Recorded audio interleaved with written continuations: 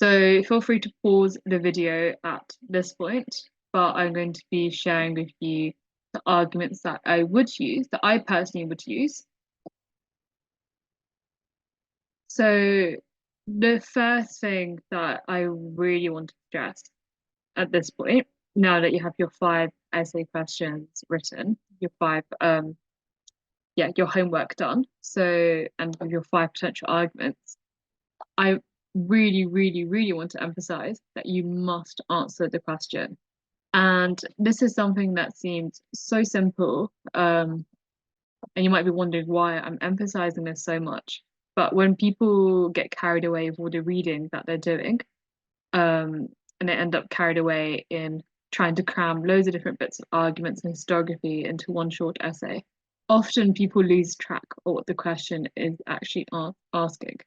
And this is an interesting question because it's asking you for two causal explanations. Why was it rare, and why did it change? And the most important thing to be asking is why it changed. And of course, is the central assumption that links these two why questions together by assuming that economic growth did happen. So when you're framing the essay and thinking about your arguments, make sure you're asking these two why questions. It's not asking what was rare economic growth like. It's not asking how was economic growth so rare, but it's asking you for why. And why terms always need an explanation. So you need statements like because or due, like explanation statements. So for example, the argument that I would give for this is sustained economic growth was rare in some areas of the world before 1750 because or due to the Malthusian trap. But this changed after the later 18th century, firstly only in Europe, starting within England, due to increased resources available within transatlantic slave trade. Sustained economic growth, however, did not apply everywhere in the world. And this was limited to economic growth in Western Europe and the US. Apologies for the typo there. But as you can see, you could reframe this argument in many different ways. You could say sustained economic growth was rare in some parts of the world before 1750 because of a lack of technological innovation rather than a Malthusian trap. And as we've seen from some of the readings from Clarke, but also the Vox article that I sent out in the last presentation, you can see that there's the Malthusian trap is slightly different to technological innovation.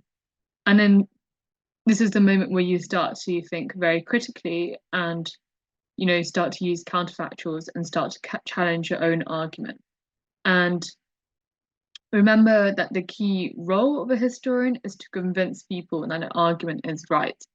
And this is really hard to do in 2,000 words. And I keep saying this because remember that these are kind of questions that historians, like we've seen, have spent their entire careers trying to answer or have written hundreds of thousands of words on the topic and written books on it, written volumes on it. Like Immanuel Wallerstein has written 3 volumes just on world systems theory.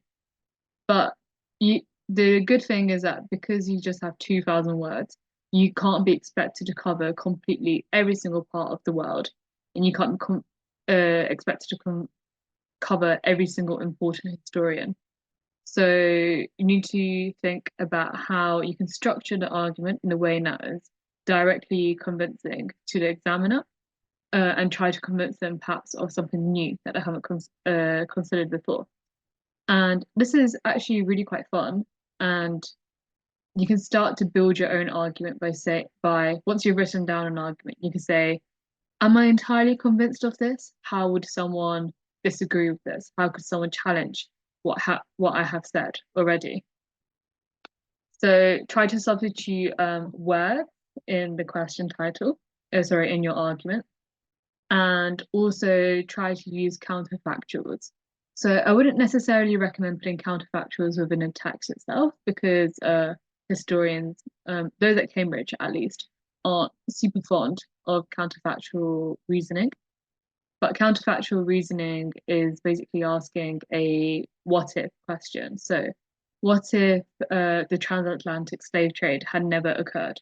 Would sustained economic growth have been more or less rare before the later 18th century? And would sustained economic growth have happened after the later 18th century? Um, if tech could technological innovation have happened before the slave trade, without the slave trade existing? What would have happened if, population growth had remained steady in every single country at this period of time? And by doing these kind of what if questions, you end up calibrating your own answer to the question. And I really recommend doing this first. And I think this is a process which is quite tricky. So honestly, I would just sit down with a blank sheet of paper, much like when I said in the first video, you should try and write down the question on a sheet of paper and analyze it as much as possible.